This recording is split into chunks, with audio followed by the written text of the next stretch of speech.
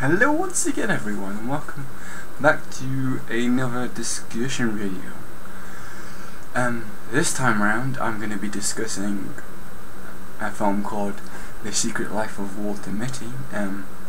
It's one that I recently watched like last night, and I was like, it was one of the films which I heard about like last year. I think I saw some trailers for it, and then like this year, this person you probably heard of, I actually went to Iceland and went on like the Walter Mitty sort of experience where she was like sort of promoting said film-ish by doing some activities in Iceland that was sort of some of which the film sort of slightly covered and stuff like that.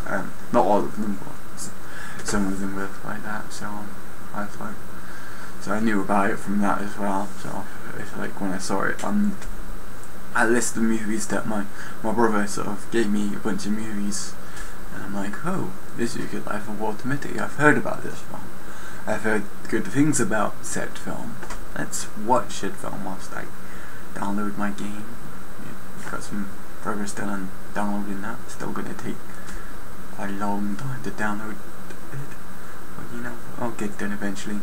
But yeah, so I watched it. I'm like, wow, this film's actually, it is really good. So the film stars Ben Stiller as Walter Mitty.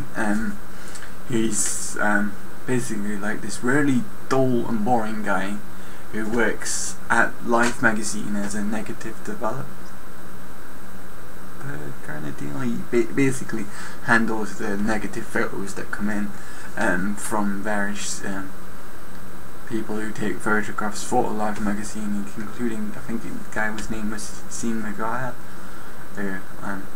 who basically sort of sent a bunch of photos and said, yeah, use 25 as the cover for this Life magazine, and basically they couldn't find the number 25, so it's like, shit, what are we going to do? He really wants this number 25 to be used as a photo for the cover. It's basically, he says, it's the best photo he's taken, and so Walter Mitty's like, oh shit, I've got to do this because it's my sort of thing. And during the film, like the first bit of the film is like we learn that the people have overtaken, bought Life magazine and are changing it from being Life magazine, a publication, to Life Online, where they're going to be making a website and all that sort of stuff, and you having all the Life stuff that was originally in the magazine stuff be on an online platform. So they're doing a transitional period where they're just getting rid of a bunch of people who basically weren't needed anymore. And so it's like, oh yeah, this is a really important job. The last cover of the last Life magazine ever, I've got to get it sorted. During all the first half an hour, we also see Walter Mitty has this thing called daydreaming, where he stops and just goes into another world, kind of like he imagines some stuff. So it's like the first experience of this is he's on the phone to this guy called Tom, who's he's like an admin for eHarmony, and Walter Mitty recently joined eHarmony, and he was having some issues with sending a link to Cheryl.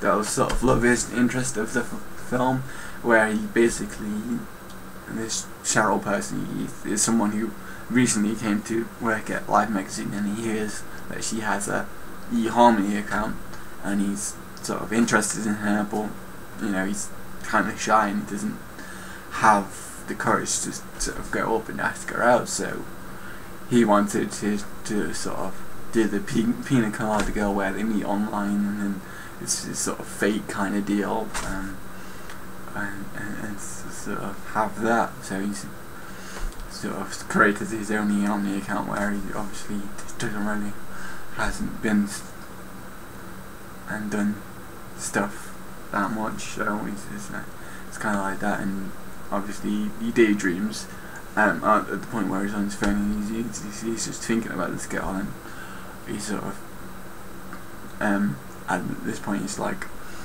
oh, there's like a building and he hears a dog barking, so he just sort of imagines himself jumping off the train station where he's at, jumping into the building, going down and rescuing this three-legged dog which he has, and she says he has it on her e-harmony profile. And then the building explodes because there's a gas leak, and he saves a bunch of people and stuff, and he looks like awesome. And then during like him running down the sort of stairs, he creates this third leg for this three-legged dog. So it's like, oh yeah. And then she pops up and she's like, yes, you are a noteworthy person. He's just like, yeah. And then he sort of realizes he misses his train, so he's running late, which is not a good thing when it's like you're just going into the transitional period. And a couple more times during the movie you get these sort of daydreams where it'll be like when he's in the end of it, and then the boss kind of is riling on him. He sort of imagines himself insulting the boss's beard. It's like, yes, a beard looks good on Dumbledore but not on you, and everyone laughs and stuff, and that kind of deal. And imagine stuff with Cheryl quite like a couple times during the movie and stuff. And so like once he sort of like realised, oh yeah, I've got to find this photo, I've got to get a check down Sean McGuire. He's like, right, we've got these a couple of photos which you sent before, where are these? And he realises, oh yeah, this is in Greenland. He's basically he was in Greenland, so it's like, oh yeah, how am I going to get to Greenland? He doesn't really know. He's really worried, and then the boss sort of riles him up some more. He's like, well, the next time I see you, you will have that photo or you will get fired, basically. And so he's like, right, all this stuff is happening, and he just basically goes straight to the airport, and it's this amazing scene where he's just walking to the airport, and he's got like these texts popping up with like an inspirational message, like, to see life in the world, you can't just sort of to stay in one place. You've got to go out and seek it, basically. And this sort of builds into the sort of what is it? The motto of Life magazine is sort of like that as well. It's like, to experience life, you've got to go out and seek it, kind of deal. So he goes to the airport, buys a ticket to Greenland, and he flies to Greenland and sort of asks around for the scene with a guy, and realises he's on this boat, and so it's like, oh yeah, I've got to go to this boat, basically. And then he's like, in this bar, there's this drunk guy who's singing karaoke, and then he realises he's this helicopter pilot who has to just he's going to be flying some radio parts out to the ship which Sean McGuire was on. So he's like, so he wants to go with him, but because he's drunk he doesn't want to go with him. And then another daydream happens where he sees Cheryl and she's singing Major Tom, which the sort of guy, the boss guy, he keeps calling him. It's sort of insult, but the song's actually a pretty like good one. It's about courage and stuff. So it's like, alright. And this daydream makes him get onto the helicopter. He flies out and he jumps into the sea and gets attacked by a shark, and whilst losing the radio parts and stuff. And he just sort of does that, and then gets onto the boat and realises Sean McGuire is going to Iceland now to take photographs of the incoming eruption volcano, basically. And so it's like he goes to Iceland and sort of eventually like kind of gets to the volcano whilst it's erupting, and he inquires on the plane but he can't get to him, kind of deal, and gets saved by this hotel guy from the eruption. He gets like a longboard and does some crazy stuff whilst in Iceland, and he goes back to New York where he's based, and it's like, I just missed him. I was this close to getting him, and then he's like, he gets fired from the job because the guy sees him again, but he sort of like, at this point he's like, he's just, he has less daydreams, and he's becoming a more interesting person, and and stuff. So it's like he got this longboard by trading his Stretch Armstrong's toy in Iceland, and he like gives it to Rich, the Cheryl's son, basically. But when he goes to her house, it's like her ex-husband is there, and he thinks they've got back together, basically, with just the way her ex-husband speaks to her and stuff, like when he like shouts at her to say, oh yeah, there's this guy at the door and stuff.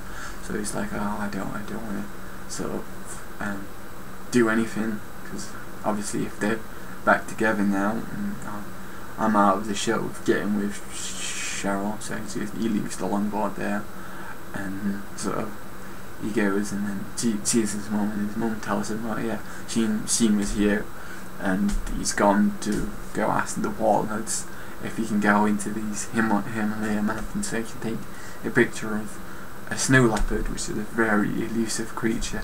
And so Mortis is like, thanks mum, and he gets his old backpack which he was going to go and use to backpack around Europe when he was 17, but didn't get the chance because his father died then, and he had to go and get a job because they didn't have an income going in and stuff. So he sort of straightened himself out, and since then he's not really done anything.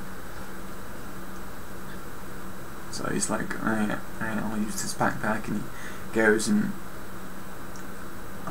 to the Himalayas, gives this cake to the warlords, and hire some Sherpas, and goes up into the Himalayas to see the sun, and it's like kind of deal. And then he's like, he asks on, oh yeah, well I was 25, and he's like, yeah, it's in the wallet I gave you. I'm like, oh shit, I threw that wallet out, damn it.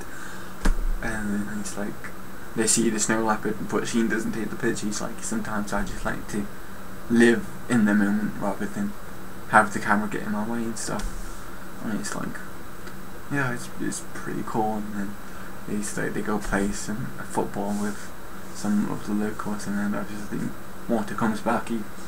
His mum saved the wallet, even though he threw it in the bin, so he manages to get the photo out, and he goes back to life, gives it to the boss, and says, you don't have to be such a dick about this transitional period, you could have been nice about it and stuff like that. And basically in the end of the movie you see that the photo that Sheen takes is actually a photo of Walter looking at his work, and it's like the Last Life magazine is dedicated to the people who made it kind of deal, and he gets with Cheryl and stuff, and it's all nice and happy and stuff. But yeah, it was really just like a really interesting kind of story of how Walter transitions from this really dull person at the start of the film to being sort of not a badass, but someone who's sort of experienced more of life and stuff. And so it's like when he at one point you see him writing his resume, he's like 16 years as this negative guy, and then he's like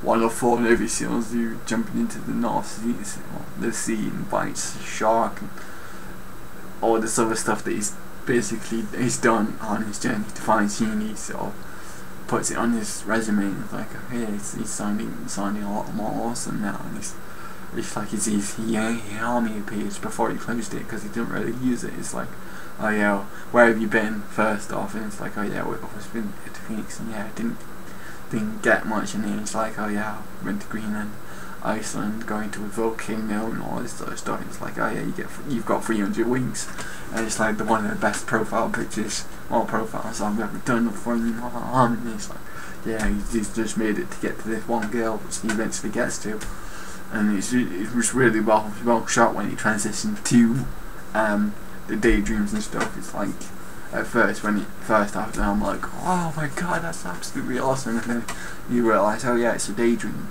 but it's still really well done where they transition to the daydreams and stuff. And then it's like when he actually starts doing this stuff for real, it's like, oh my god, I can't believe he's actually doing this.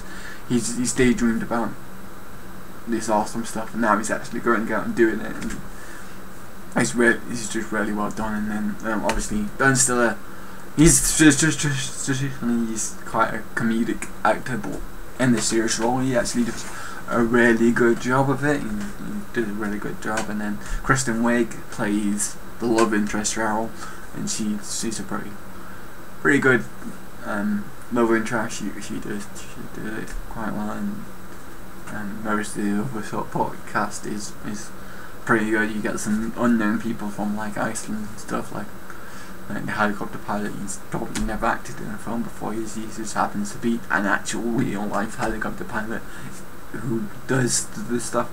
He does like day trips and stuff in Iceland, takes people and flies them over and around Iceland. They just happened to pick him whilst they was filming, to just do that and stuff like that, and it's pretty cool. And the music's was really well set too, where they had some of the epic moments. It was really good music and stuff like that. So yeah, I highly recommend you watch this film. And it sort of does give you a sort of the perspective of, well, if you're not gonna go out and try something, experience life, then you're not gonna have a life, and you're not gonna be able to do these things. And you just sort of, you have to do this shit, or you just will be like Walter at the start, where he's in a, well, I would call it a boring job. Doesn't sound very interesting. He has a lot of daydreams because he's not done any of this interesting stuff. So yeah, I definitely would highly recommend, if you get the chance to go see it. It's not in the cinemas anymore, so I'm pretty sure it's out on DVD. It came out probably last year. Don't think it's on Netflix yet, but it might be. If you're American, it might be on Netflix there. I don't know. I know it's not on British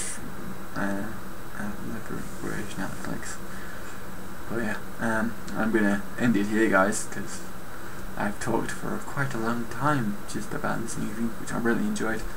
I'll probably be doing quite a few more of these as I watch several more movies. I've added a bunch of horror movies onto my Netflix account, which I'll eventually get around to watching once I've finished installing games and shit. And I'm going to be actually recording some gameplay later on today, because I only saw the one game that I wanted to just play first, and then the second game is currently installing. It'll take a bit longer. So yeah, I'll see you guys next time. Next week will probably be an update video, for sure, but there might be some more discussion videos depending on what, if I feel like one of the films I watch in the next few days, potentially, because I'll be watching a couple more movies. If they're worth talking about, I'll record myself discussing them. So yeah, look forward to that, and look forward to more gameplay. And I'm sorry that I've been sort of silent for the last week. It's just been me trying to get new games installed and stuff, and it takes a while with my shitty internet. So yeah, I'll see you guys next time. Peace out, Girl Scouts.